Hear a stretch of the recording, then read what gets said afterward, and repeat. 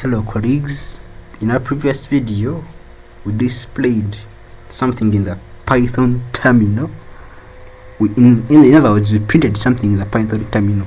So in this tutorial we're going to continue and look at the various data types in Python plus the variables. I'm going to clear away this. We're going to talk about the data types and variables in Python programming. Let's dive in.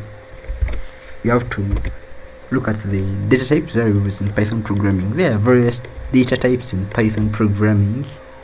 Data types are like something that will hold some values. So the various data types we have strings, you have integers, you have booleans, you have lists, you have tuples, you have sets, dictionaries, floats, and complex. So in case I might want to make a system that captures the names of students and maybe store them in my database, what I have to do is to capture those names of students and store them in certain variables in my application. For example, strings. I'm going to begin with the strings as a data type. The strings is like a sequence of characters holding some values.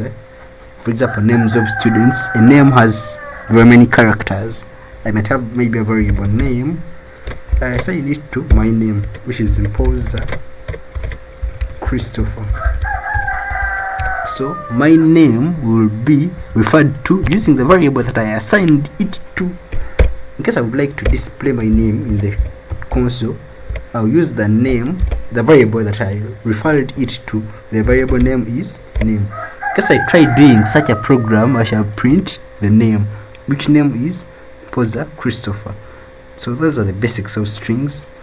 I can also assign, I can maybe assign my age. So for the ages, no need to put them in the quotation marks. My age, I will do something like age is 25. When I try displaying my age, I will display my age. Those are the integers.